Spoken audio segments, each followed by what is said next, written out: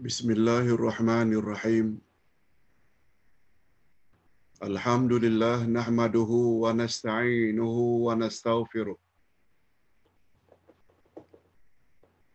Wa na'udzu billahi min shururi anfusina wa min sayyiati a'malina. Man yahdihillahu fala mudilla lahu wa man yudlil fala hadiya lahu. Ashhadu an la ilaha illallah wahdahu la syarika lah wa ashhadu anna Muhammadan abduhu wa rasuluh la nabiyya ba'dah. Allahumma salli wa sallim ala nabiyyina Muhammad wa ala alihi wa sahbihi ajma'in, amma ba'd.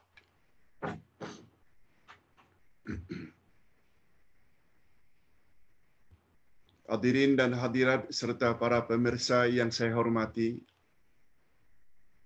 Assalamualaikum warahmatullahi wabarakatuh. Alhamdulillah, kita bersyukur kehadirat Allah Azza wa Jalla. Sekali lagi kita dipertemukan oleh Allah di dalam satu majlis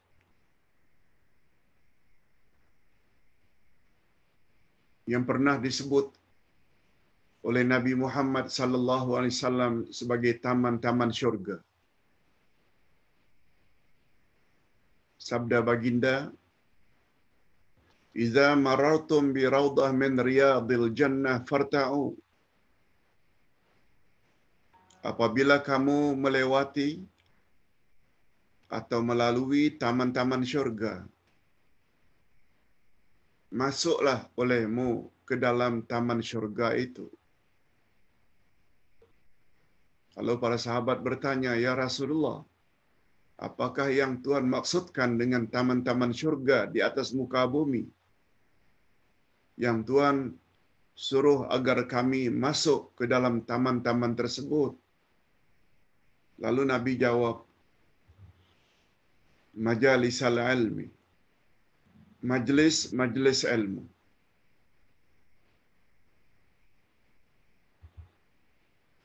Kehadiran kita ke dalam satu majlis ilmu, termasuk majlis ilmu secara live, majlis ilmu secara maya atau online ini, termasuk ke dalam memasuki majlis ilmu. Ini dijelaskan oleh Nabi sallallahu alaihi wasallam pada hadis yang lain, bahwa majlis ilmu sangat besar ganjarannya. Sabda baginda, "Man salaka tariqan yaltamisu fihi ilma, sahalallahu lahu bihi tariqan ilal jannah." Siapa yang bersungguh-sungguh melalui suatu jalan untuk menuntut ilmu, maka Allah akan bagi untuknya satu jalan menuju ke syurga. Mudah-mudahan kita, sama ada yang mengajar atau yang mendengar, termasuk ke dalam golongan ini. Allahumma ja'alna minhum. Ya Allah, masukkanlah kami ke dalam golongan orang yang gemar menekuni majlis-majlis ilmu, lebih-lebih lagi majlis ilmu yang berkaitan dengan Al-Quranul Karim, kalamullah. Ganjarannya luar biasa, mengatasi semua jenis ilmu yang diperkatakan tentang ilmu-ilmu lain.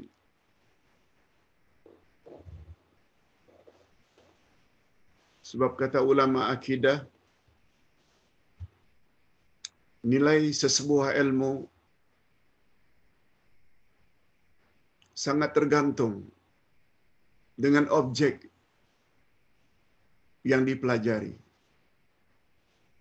Ustaz ulang sekali lagi. Nilai satu-satu majelis ilmu sangat tergantung tentang objek yang dia bahas. Ulama akidah membuat contoh. Ilmu kedokteran dia lebih tinggi daripada ilmu pertukangan. Karena objek ilmu pertukangan bahannya kayu, besi. Tapi objek yang dipelajari oleh ilmu kedokteran adalah manusia.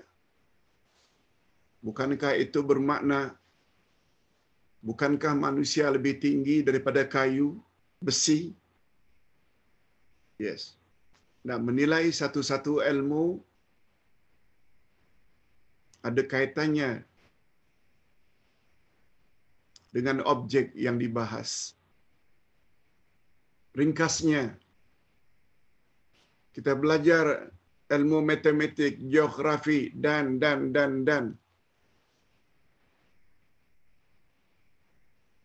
Dengan kita pelajari pula kalamullah, ucapan Allah.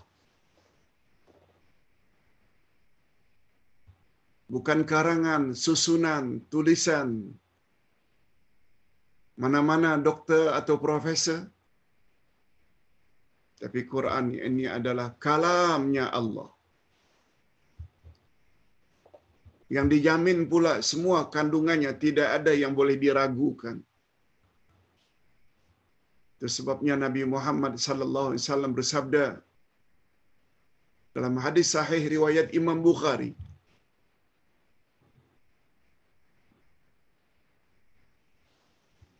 khairukum, setengah riwayat khairun nas, man ta'allama al-Quran wa 'allama. Sebaik-baik kamu, riwayat yang lain sebaik-baik manusia di mata Tuhan, dalam pandangan Allah, sebaik-baik manusia adalah orang yang mempelajari Al-Quran dan mengajarnya kepada orang lain. Allahu Akbar. Mudah-mudahan kita termasuk ke dalam golongan ini. Amin ya rabbal alamin.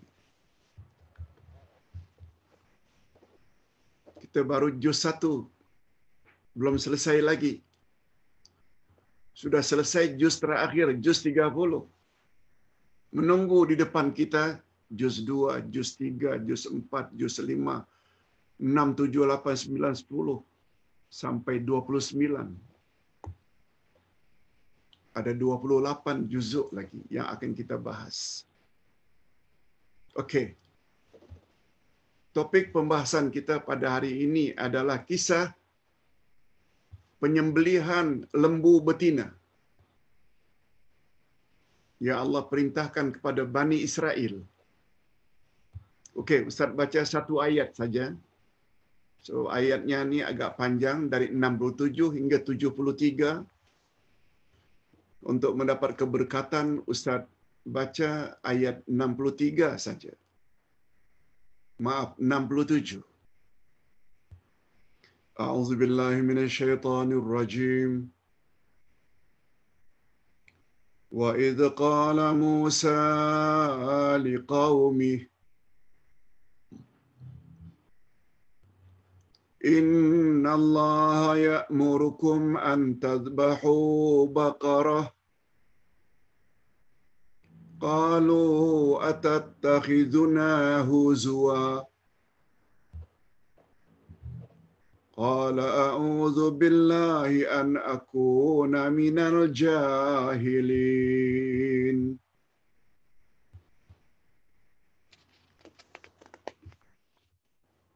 Terjemahannya. Dan ingatlah ketika Musa berkata kepada kaumnya. Apa kata Musa kepada kaumnya? Yahudi. Sesungguhnya Allah menyuruh kamu menyembelih seekor lembu betina. Mereka orang-orang Yahudi berkata, apakah kamu hendak menjadikan kami bahan ejekan? Musa menjawab, aku berlindung kepada Allah agar tidak menjadi salah seorang dari orang-orang yang jahil, orang yang bodoh. Timbul pertanyaan, mengapa Nabi Musa suruh mereka menyembelih lembu betina? Nah, kisahnya begini. Langsung saja kepada tafsiran ayat yang menyebut tentang sebab mengapa ayat ini turun. Daripada Ubaidah As-Salmani, katanya ada seorang Bani Israel yang kaya raya, hidup sebatang kara, hidup seorang diri. Zaman dahulu, zaman Musa, ada satu orang Bani Israel yang sangat kaya, hidup seorang diri, dan dia tidak memiliki ahli waris kecuali kemanakannya saja, ponakannya saja, anak saudaranya saja, satu orang.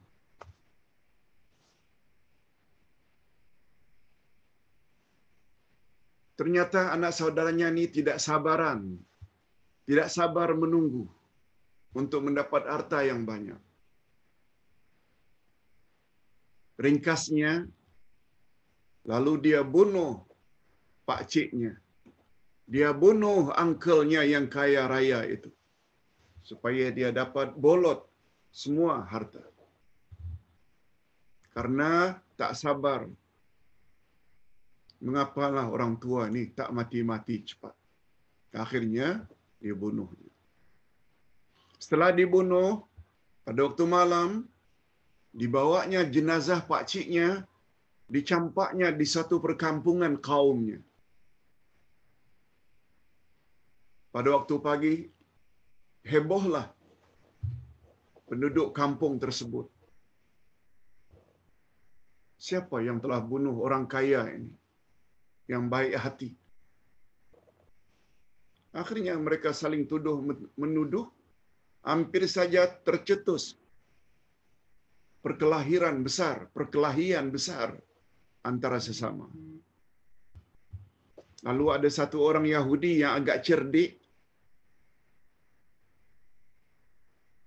Apa katanya? Kita kan tahu Musa itu boleh bercakap dengan Tuhannya. Apa kata kalau kita minta Musa saja yang bertanya kepada Tuhannya, siapa yang telah menyembelih orang tua ini? Oh, akhirnya mereka setuju.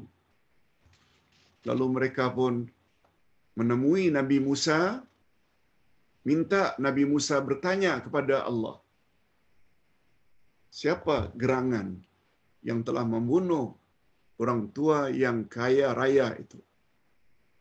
Lalu Nabi Musa pun berkata kepada mereka, ini perkataan Musa tadi.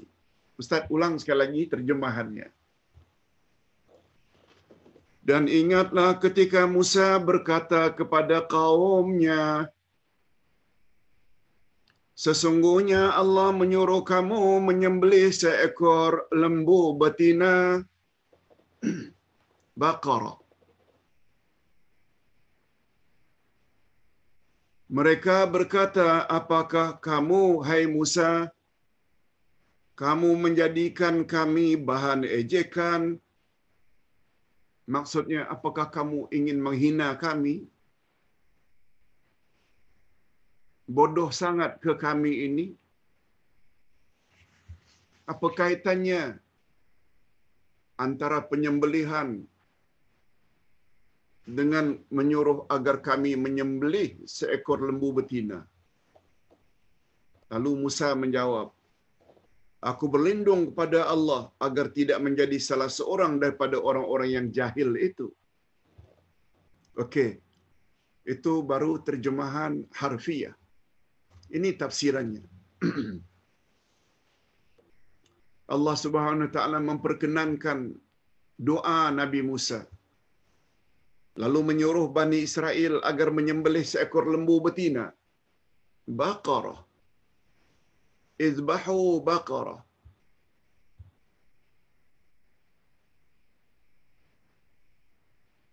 Semestinya mereka patuhi saja arahan Allah tersebut dan melaksanakannya dengan segera. Sepatutnya. Tetapi sebaliknya mereka membantah.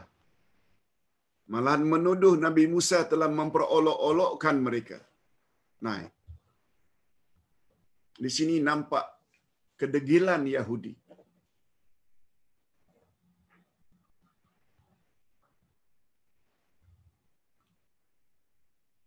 Kita dengar sehari dua ini apa yang Yahudi telah buat terhadap umat Islam yang sedang salat tarawih di Masjidil Aqsa.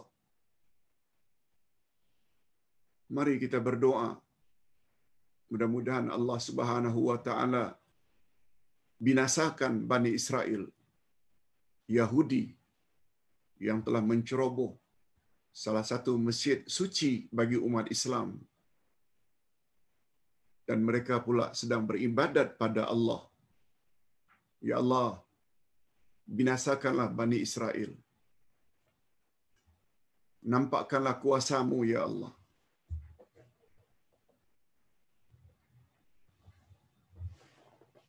Mereka berkata kepada Musa, apakah kamu hendak menjadikan kami buah bahan ejekan?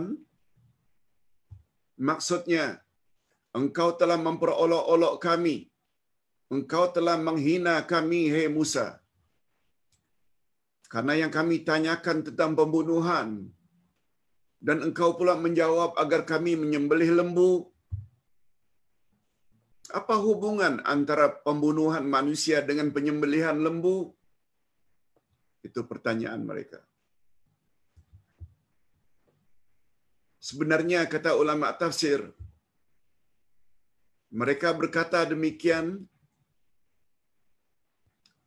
karena jauhnya hubungan antara dua perkara tersebut. Dan mereka tidak faham hikmahnya. Sebenarnya hikmah Allah menyuruh mereka menyembelih lembu. Ini hikmahnya. Tahu tak apa hikmahnya? Kata ulama tafsir. Karena orang Yahudi ini terkenal dengan orang yang suka mendewa-dewakan, menganggap suci lembu itu. Supaya hilang rasa penghormatan mereka kepada lembu yang pernah mereka sembah. Kita kan pernah tahu kisah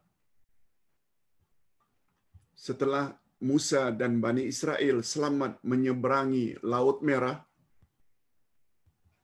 lalu mereka pun meneruskan perjalanan menuju ke Palestin.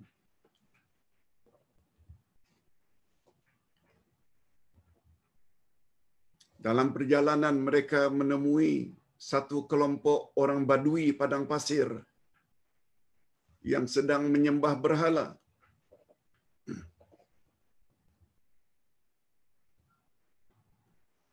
Lalu mereka minta kepada Musa, "Wahai Musa, tolong buat kami sebuah berhala supaya kami boleh sembah berhala tersebut sebagaimana orang Badui itu sembah." Coba lihat. Baru saja ditolong oleh Allah menyeberangi Lautan Merah dengan selamat, dan lebih daripada itu musuh utama mereka Firaun mati lemas di depan pandangan mereka sendiri. Tak lama kemudian mereka minta supaya dibuat satu berhala. Okey. Nabi Musa tidak layan permintaan bodoh itu.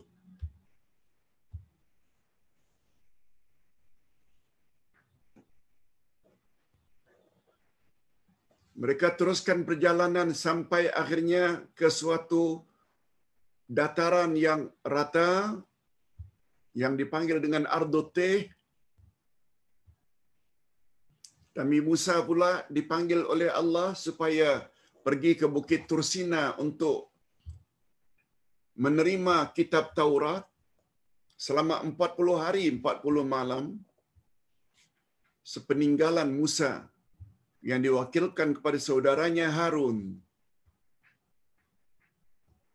Mereka telah menyembah berhala yang dibuat daripada emas dalam bentuk anak lembu. Anak lembu yang dipanggil dengan al-ijlu. Ijil. Patung anak lembu yang dibuat daripada emas oleh As-Samiri. Akhirnya mereka sembah. Nah, ceritanya panjang, itu sudah kita jelaskan sebelum ini. Pendekkan cerita, begitu mereka bertanya, macam mana hendak mengetahui siapa pembunuh orang tua yang kaya ini? Tolong tanya pada Tuhanmu, wahai Musa,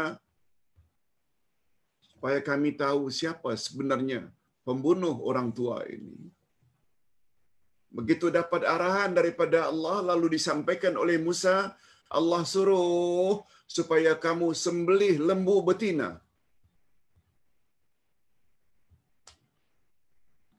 Mereka tidak terima arahan Allah yang disampaikan oleh Nabi Musa. Kata mereka tidak logik. Allah suruh demikian. Lihat, hati-hati. Orang yang suka gunakan logik. Mereka sebenarnya ada sifat Yahudi. Na'udzubillah. Ketepikan arahan Allah. Dianggap tidak logik. Hati-hati. Jangankan orang kafir. Di sesetengah umat Islam pun ada yang punya sifat demikian. Di mana logiknya harta faraid anak lelaki diberi lebih double dibanding anak perempuan? Tak logik. Ada sifat Yahudi lah.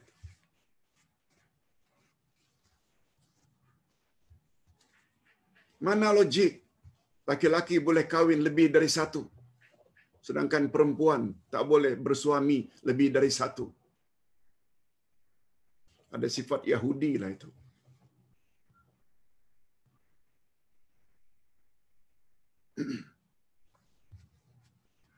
Di mana logiknya sebagai pengganti membasuh kaki ketika beruduk, kita pula disuruh sapu dengan tanah bahagian atas sepatu. Di mana logiknya padahal yang kotor itu bawah?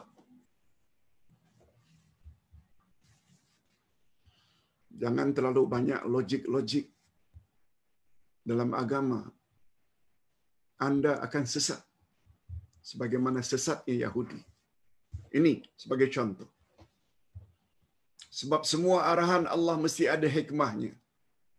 Dan hikmah di sini karena Allah coba tidak menghina apa yang selama ini mereka sembah, yaitu lembu.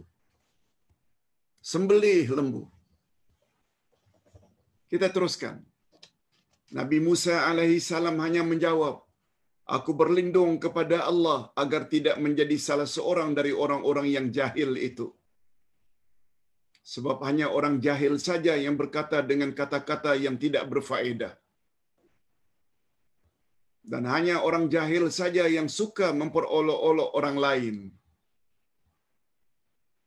Dan setelah Musa berkata demikian, tahulah mereka bahwa apa yang Musa katakan itu benar dan sungguh-sungguh daripada Allah. Sebab Nabi Musa tak berganjak dari apa yang Allah katakan.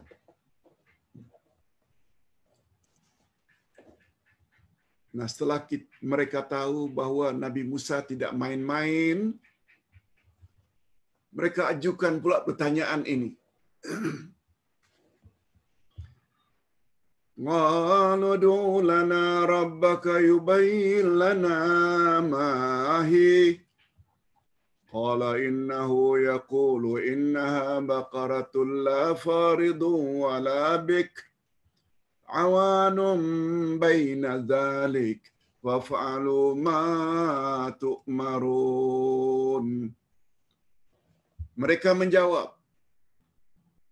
mohonkanlah kepada Tuhanmu untuk kami, wahai Musa, agar dia menerangkan kepada kami lembu betina apakah itu. Dah diberitahu, sembelih saja lembu betina. Tanya lagi, kami tak tahu lembu mana yang satu. Sesungguhnya Allah berfirman bahawa lembu betina itu adalah lembu betina yang tidak tua dan tidak terlalu muda, tetapi pertengahan antara itu. Terlalu tua tidak, lembu pencen tidak, terlalu muda juga tidak. Maka kerjakanlah apa yang diperintahkan kepadamu. Nah, karena mereka bertanya, kami tak faham lembu yang mana satu.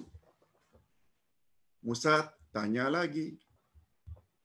Tiba-tiba datang arahan daripada Allah.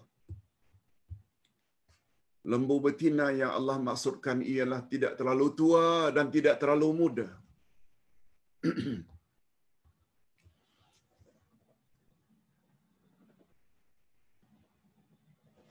Ibnu Abbas radhiyallahu anhuma berkata, sekiranya mereka melaksanakan saja penyembelihan itu, walaupun dengan lembu yang sangat sederhana, niscaya sudah memadai dan mencukupi. Tetapi karena mereka sendiri yang mempersulitkan diri mereka, maka Allah pun mempersulitkan mereka. Dikeluarkan oleh Ibnu Jarir. Padahal kalau laksanakan saja lembu betina, asal jangan jantan, dah cukup dah. Tua ke muda ke, pokoknya lembu betina. Tapi karena ditanya lagi, mereka telah mempersulitkan diri. Lalu Allah sulitkan. Ini pengajaran bagi umat Nabi Muhammad sallallahu alaihi wasallam. Jangan suka bertanya apabila diberitahu hanya menyusahkan kita saja. Bertanya boleh bila tak faham. Tapi tanya lagi. Seperti pertanyaan seseorang, Pak Ustaz, kita salat menghadap ke arah kiblat. Itu badan kita. Mata pula hendaklah melihat ke tempat sujud. Itu kiblat mata. Lalu hati, mana pula kiblatnya, Pak Ustaz? Tanya lagi.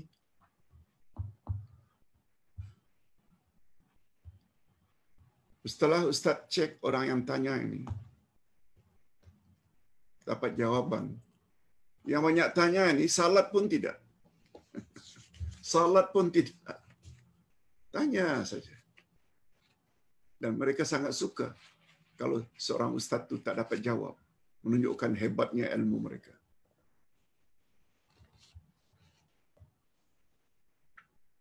Nabi Muhammad sallallahu alaihi wasallam pernah bersabda, hadis sahih, bagi yang punya kemampuan, wajib seumur hidup naik haji sekali bersama umrah. Lalu Nabi ditanya oleh sahabat, ya Rasulullah, apakah setiap tahun? Apakah setiap tahun, ya Rasulullah? Nabi diam. Kemudian dia tanya lagi, Nabi diam lagi, tak jawab. Ketika dia tanya kali yang ketiga, Nabi jawab, kalau aku jawab na'am, iya, setiap tahun, pasti kamu tidak akan mampu.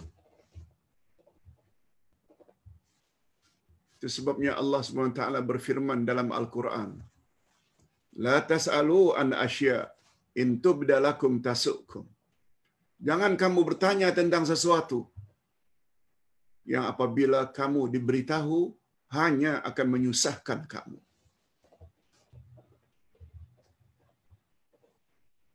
Kalau masih tidak tahu, ragu-ragu, tak mengapa tanya.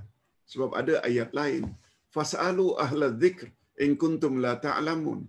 Tanyalah orang yang tahu Al-Quran jika kamu masih belum tahu.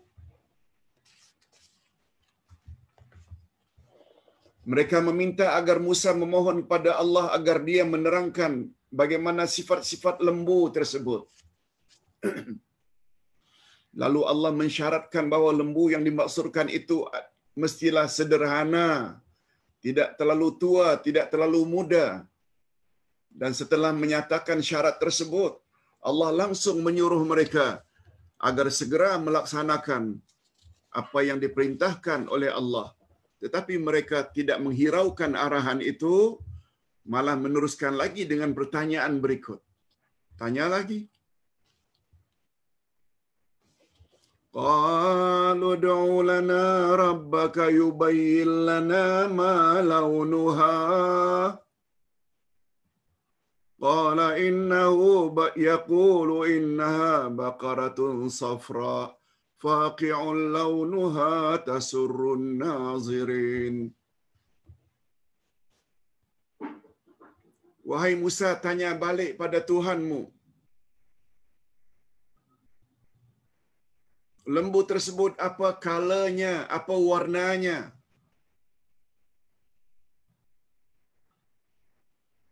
Lalu Musa layan lagi tanya, lalu dijawab oleh Allah. Kata Allah, lembu betina itu tak boleh terlalu tua, tidak boleh terlalu muda, warnanya kekuning-kuningan, warnanya kuning, kuning tua, yang sedap bila mata memandang. Bila mata memandang, gembira dengan warna tersebut. Dalam ayat ini Allah bertanya, dalam ayat ini mereka bertanya apa warna lembu tersebut. Lalu Allah menjawab melalui Musa dan mensyaratkan bahawa lembu betina itu mestilah warnanya kuning tua dan menyenangkan orang yang memandang. Dah, lembu betina tidak terlalu tua, tidak terlalu muda, warnanya kuning, tak boleh sembarang kuning, tak boleh kuning muda, dia mesti kuning tua, dan syaratnya mesti kuning tua itu sedap dipandang mata. Tidak habis sampai di situ, tanya lagi. Qalu ud'u lana rabbaka yubayyin lana ma hiya innal baqarata shabaha 'alaina wa inna insya'allahu lamuhtadun. Mereka berkata lagi, mohonlah kepada Tuhanmu untuk kami agar dia menerangkan kepada kami hakikat lembu betina yang sebenarnya, karena sesungguhnya lembu itu masih samar-samar bagi kami. Sesungguhnya kami insya-Allah akan mendapat petunjuk untuk memperolehi lembu itu. Untung dia gunakan insya-Allah, kata ulama tafsir. Wa inna insya-Allah. Di sini peranannya insya-Allah. Kalau mereka tidak gunakan insya-Allah, Allah tidak akan layan pertanyaan ini. Ini penjelasannya. Dalam ayat ini pula mereka mendakwa kononnya masih samar-samar tentang hakikat lembu yang dimaksudkan oleh Allah itu. Mereka berjanji bahawa mereka dengan pertanyaan terakhir ini, mereka insya Allah akan mendapat petunjuk. Dari Abu Hurairah katanya, Rasulullah bersabda, kalaulah Bani Israel itu tidak menyebut insya Allah dalam permintaannya yang terakhir itu, insya Allah tidak akan menerangkan pada mereka untuk selama-lamanya. Hadis riwayat Ibnu Mardawiyah.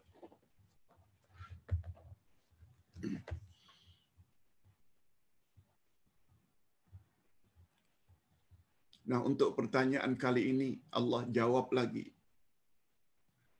Qala innahu yaqulu innaha baqaratul la zalulun tusirul ard wa la tasqil harth musallamatul la syiata fiha. Musa berkata lagi terhadap pertanyaanmu itu. Allah telah jawab.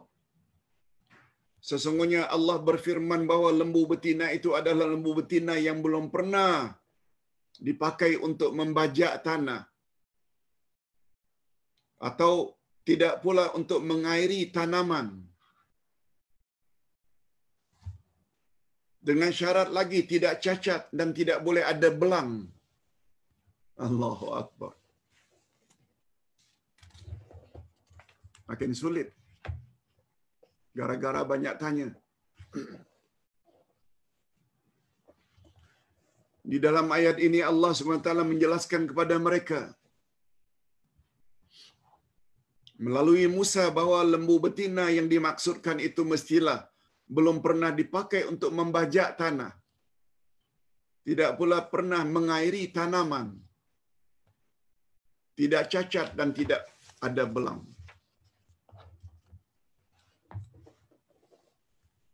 Kemudian apa kata mereka? Qalul ana ji'ta bil haqq fadhabahuha wa ma kadu yaf'alun. Mereka Yahudi berkata, sekarang barulah kamu menerangkan hakikat lembu betina yang sebenarnya. Kemudian mereka menyembelihnya dan hampir-hampir saja mereka tidak melaksanakan perintah itu. Karena sulit untuk dapat.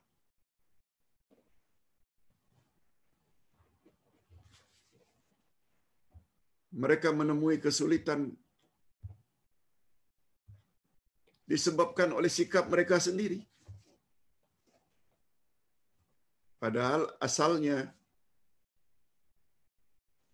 sembelih lembu betina, asal betina tidak jantan.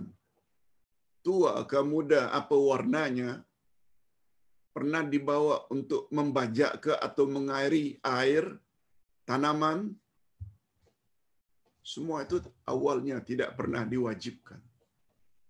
Tapi karena banyak tanya, akhirnya menyusahkan diri sendiri. Hampir saja mereka tidak dapat lembu yang ciri-cirinya demikian. Kecuali hanya satu ekor saja. Itu pun milik seorang ibu tunggal yang mempunyai anak yang sangat saleh terhadap ibunya, dan ayahnya telah meninggal juga seorang yang saleh. Allah Subhanahu wa taala mau beri ganjaran kepada ibu tunggal tersebut dengan anaknya. Ekoran daripada kesalehan anaknya, kesalehah ibunya, kesalehan bapaknya, suaminya. Allah Subhanahu wa taala nak memberi balasan di dunia lagi.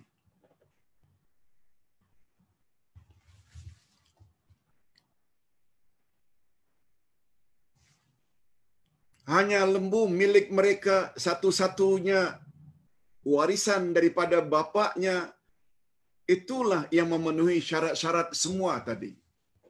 Lembu betina, tidak terlalu tua, tidak terlalu muda, warnanya kuning tua, sedap mata memandang, belum pernah membajak, belum pernah mengairi tanaman. Begitu ditanya oleh Yahudi, maknya berpesan,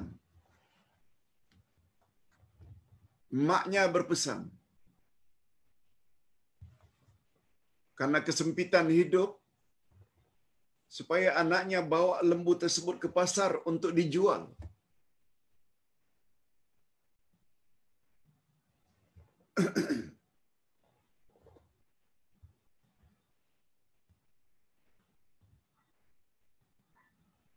Ibunya menetapkan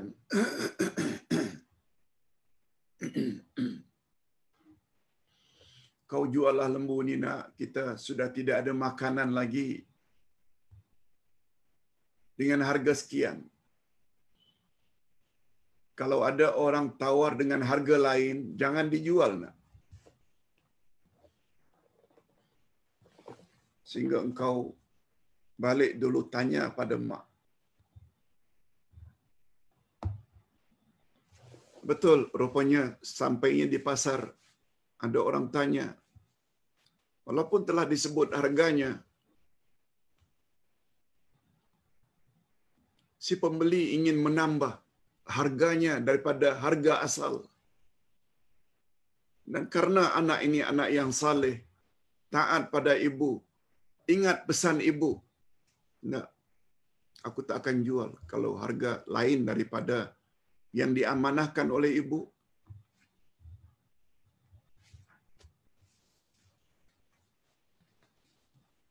Akhirnya dibawa pulang, keesokan pergi lagi.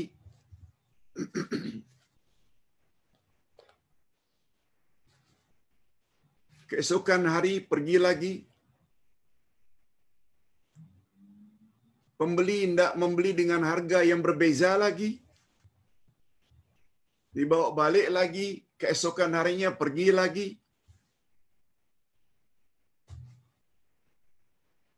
Ditawar oleh orang yang sama.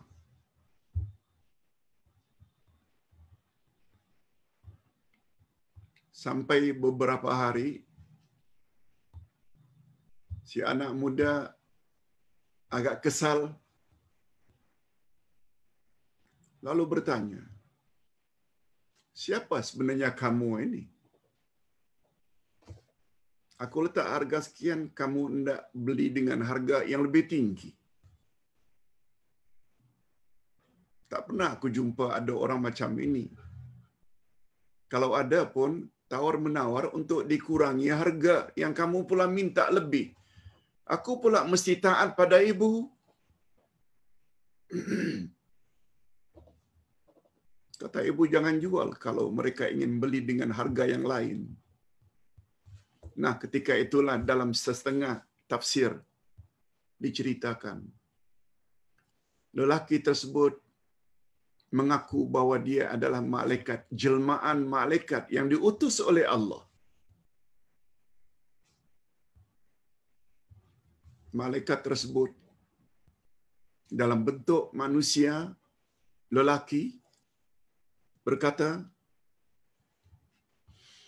aku sebenarnya telah diutus oleh Allah Subhanahu wa taala untuk memberitahu kepadamu, karena bapakmu seorang yang saleh, Allah yarhamu. Ibumu seorang wanita yang salihah. Kamu pula anak yang saleh. Allah Subhanahu wa taala hendak balas jasa kesalihan kamu. Tak lama lagi akan datang Bani Israel untuk membeli lembumu ini. Karena lembumu inilah satu-satunya lembu yang memenuhi syarat yang mereka sedang cari. Dan engkau jangan jual kecuali seharga emas sebesar lembu ini. Kalau lembu itu mungkin 4-5 kali badan manusia, kamu jangan jual kecuali seharga emas sebesar badan lembu itu. Jangan bimbang, kamu jangan luas. Jangan jual pada orang lain. Kecuali pada orang itu saja yang bersetuju untuk membelinya. Kita ringkaskan cerita demikianlah. Allah Subhanahu wa taala ingin memberitahu bila ayah saleh, ibu pula salihah, dapat anak yang saleh. Sebelum di akhirat, di dunia lagi, mereka akan dianugerahkan oleh Allah Subhanahu wa taala dengan rezeki yang luar biasa. Ustaz tidak tulis di sini kecuali secara singkat, tapi ceritanya macam itu dalam kitab tafsir. Akhirnya dijuallah dengan harga sekian. Akhirnya dua beranak ini hidup dengan selesa dan senang. Wallahu a'lam. Dari Ibnu Abbas radhiyallahu anhu, ini, lalu mereka pun mencari lembu yang dimaksudkan dan mereka tidak mendapatinya kecuali pada seorang anak yatim yang sangat baik dan taat kepada ibunya. Inilah satu-satunya lembu yang mereka miliki. Setelah tawar-menawar tentang harganya, akhirnya disepakati bahawa lembu itu dijual dengan emas sepenuh kulit lembu tersebut. Ceritanya macam tadi. Dari Ibnu Abbas radhiyallahu anhuma, katanya bahawa Imam Ad-Dahhak berkata, yang dimaksudkan dengan hampir saja mereka tidak melaksanakan perintah itu, bukan itu sebenarnya yang mereka maksudkan. Sebenarnya mereka banyak tanya, sehingga menyusahkan mereka. Sebenarnya bukan itu. Karena maksud sebenarnya mereka banyak tanya sebelum menyembelih, sebab walaupun soalan mereka telah dijawab dengan jelas, namun mereka tetap saja berusaha untuk tidak melakukannya. Itu sebenarnya tujuan pertanyaan banyak itu bukan karena ingin tahu, tapi supaya Musa sampai tak boleh jawab sehingga mereka bebas daripada menyembelih lembu. Dan menurut Imam Ibnu Jarir pula, yang dimaksudkan dengan ayat di atas ialah mereka hampir saja tidak melakukannya karena mereka takut kalau rahasia mereka terbongkar dengan mengetahui siapa pembunuhnya, dan juga karena harga lembu berkenaan terlalu mahal. Nah, kata orang kita, padan muka. Terlalu banyak tanya. Okey. Kita sampai kepada penghujung cerita. Wa idh qultum nafsan fadara'tum fiha wallahu mukhrijum ma kuntum taktumun. Dan ingatlah ketika kamu membunuh seorang manusia, lalu kamu saling tuduh-menuduh tentang itu. Dan Allah hendak menyingkapkan apa yang selama ini kamu sembunyikan. Yes. Jawaban pertanyaan tadi itu sengaja diletak oleh Allah pada bahagian belakang. Supaya apa? Supaya manusia tertanya-tanya, apa ya jawabannya, apa ya terjawabannya, supaya mereka menjadi lebih fokus. Begitu kaedah dalam ilmu tafsir. Dan pembunuhan itu disandarkan kepada Bani Israel yang hidup sezaman dengan Nabi. Nabi Muhammad sallallahu alaihi wasallam ialah karena yang membunuh itu adalah nenek moyang mereka. Tapi mengapa disandarkan kepada Yahudi zaman Nabi Muhammad? Mereka memang senantiasa reda dan bangga dengan apa sahaja yang nenek moyang mereka lakukan pada zaman silam.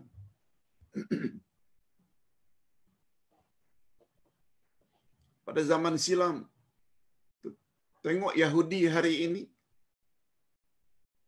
apa saja yang dibawa oleh Rasul mesti ditentang oleh orang-orang Yahudi zaman silam, nenek moyang Yahudi hari ini. Betul tak sikap mereka kekal sampai sekarang? Karena apa yang dibuat oleh nenek moyang mereka zaman dahulu kala, mereka reda. Itu maksudnya.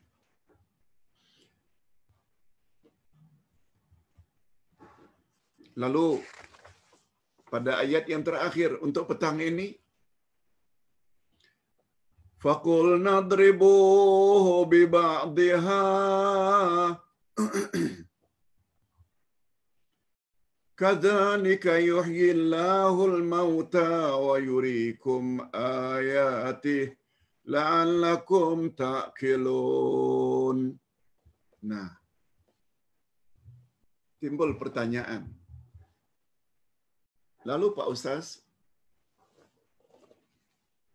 setelah lembu betina dengan ciri-ciri demikian, setelah disembelih, nak buat apa? Apa kaitannya dengan menyembelih itu? Orang tua kaya raya tadi yang sudah mati lalu hidup. Maaf. Setelah penyembelihan tadi, apa yang mereka patut buat? Dan apa kaitannya? Dapat mengetahui siapa pembunuh orang tua itu. Ini dia ayat yang terakhir. Lalu kami berfirman, pukullah mayat itu dengan sebahagian anggota lembu betina itu. Lembu betina yang sudah disembelih. Setengah ulama tafsir menyebut dalam tafsirnya, Musa suruh mereka ambil salah satu pahanya, paha lembu. Pukul jenazah. Pukul mayat orang tua tadi. Itu maksudnya. Pukullah mayat itu dengan sebahagian anggota lembu betina itu. Demikianlah Allah menghidupkan kembali orang-orang yang telah mati dan memperlihatkan padamu tanda-tanda kekuasaannya agar kamu mengetahui. Allah nak tunjukkan bagaimana kekuasaannya untuk menghidupkan orang yang sudah mati. Hanya dengan sebab bahagian lembu. Mengapa lembu? Kita dah sebut tadi. Karena Allah ingin menghinakan orang yang menyembah lembu. Termasuk hari ini, penyembah lembu Hindu yang mensuci-sucikan lembu.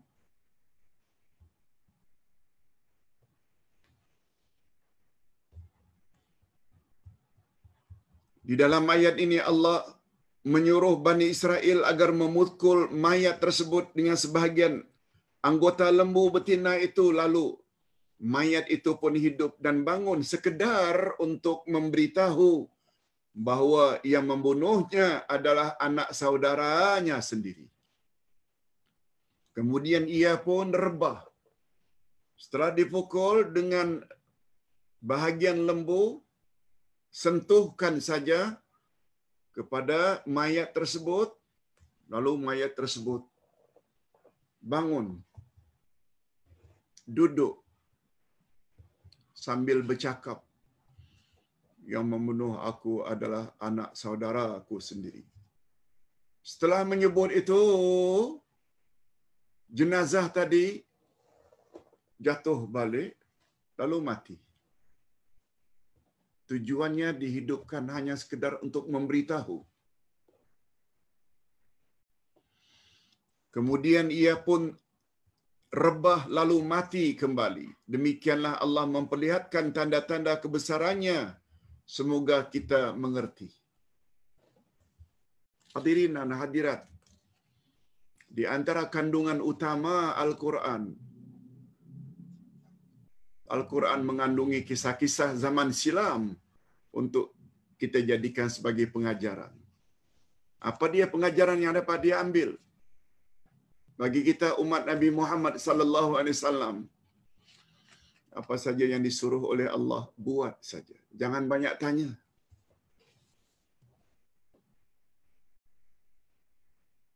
Kalau sedang belajar, tak faham lalu tanya, itu biasa. Termasuklah pertanyaan secara bertulis. Sebab beberapa bulan yang lalu, Ustaz ditanya secara live. Ustaz jawab semampu yang boleh. Kemudian kita terpaksa robah pertanyaan dalam bentuk tulisan. Dan Ustaz jawab. Karena Ustaz tidak boleh bercakap menurut nasihat doktor lebih daripada 1 jam. Dan ternyata ada hikmahnya. Bila dijawab, kita boleh share, kita boleh forward kepada rakan-rakan saudara mara kita yang kita tak boleh berbuat demikian andai kata ia dalam bentuk video. Agak susah. Tapi lebih senang apabila WhatsApp, soal jawab, kita share sebanyak mungkin kepada grup masing-masing. Baik. Tanyaan macam itu lain. Itu sebabnya barangkali ada yang masih ingat beberapa bulan yang lalu, Ustaz terpaksa tegur seseorang yang telah dijawab. Tanya lagi, jawab, tanya lagi. Tak habis-habis yang ditanya hal-hal yang sama. Dan Ustaz terpaksa berterus terang yang Ustaz tidak suka sikap murid seperti itu. Hadirin dan hadirat rahimakumullah. Allah Subhanahu wa taala menyebut motif penyembelihan pada akhir kisah, bukan pada awal cerita, adalah supaya para pembaca lebih merasa tertunggu-tunggu dan ingin tahu apakah rahasia di balik penyembelihan tersebut. Yes, Ustaz dah sebut tadi. Inilah yang disebut di dalam kaedah ilmu tafsir, melambatkan lafaz dengan mendahulukan makna. Itu maksudnya. Lafaznya bahwa tujuan penyembelihan itu adalah supaya jenazah tersebut hidup balik untuk menyampaikan, disebut terakhir saja dalam bentuk lafaz. Tapi dari sudut makna dah disebut lebih awal lagi. Tolonglah wahai Musa, tanya Tuhanmu, siapa yang telah membunuh orang tua ini? Yes. Allah akan jawab dari sudut makna. Tapi teknikalnya, caranya, itu disebut kemudian. Ini banyak kita temui dalam Al-Quranul Karim. Tujuannya supaya orang yang mendengar cerita tersebut tertunggu-tunggu. Apa ya rahasianya? Apa ya rahasianya? Dan itu termasuk salah satu cara, uslub, redaksi Al-Quranul Karim. Hadirin dan hadirat, Ustaz kira cukup sampai di sini dulu pertemuan kita pada petang ini. Dan ingat, esok hari Selasa,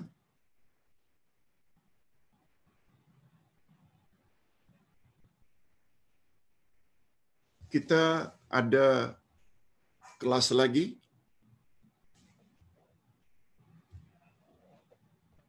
Dan hari Rabu, esok insya-Allah kita akan belajar, kalau tidak salah Selasa ini adalah pelajaran bebas.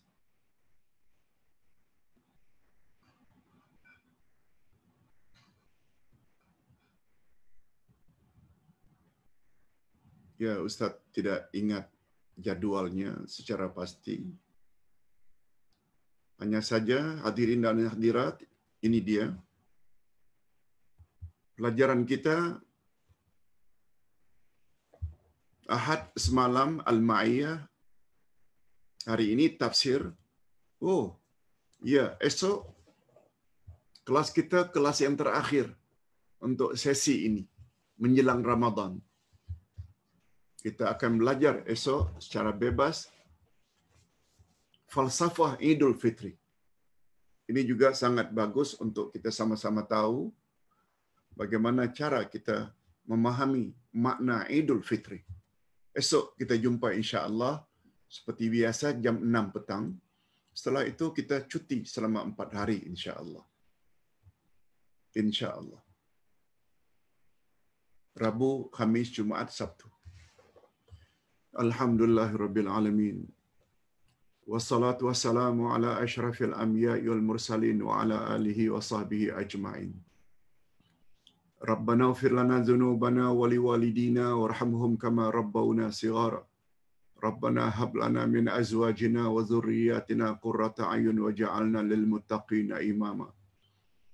Ya Allah, ampunkanlah dosa kami dan dosa kedua ibu bapa kami, dan cucurilah mereka rahmat-Mu ya Allah sebagaimana mereka telah didik kami sejak dari kecil. Ya Allah, berilah kami pasangan hidup dan zuriat keturunan yang menyedapkan pandangan mata dan hati kami, dan jadikanlah kami pemimpin bagi orang-orang yang bertakwa. Allahumma aslih lana dinana alladhi huwa ismatu amrina wa aslih lana dunyana allati fiha ma'ashuna wa aslih lana akhiratan allati ilaiha ma'aduna waj'alil hayata ziyadatan lana fi kulli khair waj'alil mauta rahatan lana min kulli syarr. Ya Allah, perbaikilah agama kami sebab ialah yang akan mengatur segala urusan kami. Ya Allah, perbaikilah dunia kami sebab padanya kami menjalani kehidupan. Ya Allah, perbaikilah akhirat kami sebab kepadanya semua kami akan menuju. Ya Allah, jadikanlah sisa-sisa hidup kami ini sebagai tanda pertambahan amal saleh kami. Dan jadikanlah kelak kematian kami sebagai tanda berakhirnya dosa-dosa kami. Allahumma innaka afuwun tuhibbul afwa fa'fu anna wa an walidina wa an walidina wa an auladina wa an ummahatina wa an abaina wa an aqribaina.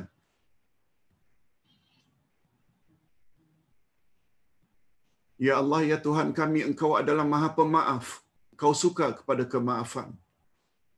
Oleh sebab itu, maafkanlah dosa-dosa kami, juga dosa-dosa ibu bapa kami, juga dosa-dosa kaum kerabat kami, juga dosa-dosa saudara mara kami, juga dosa-dosa anak-anak kami.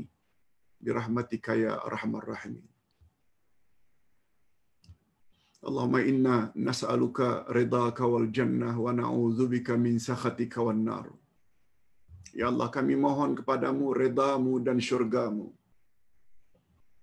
Dan kami mohon dilindungi daripada murka-Mu dan neraka-Mu. Allahumma ja'alna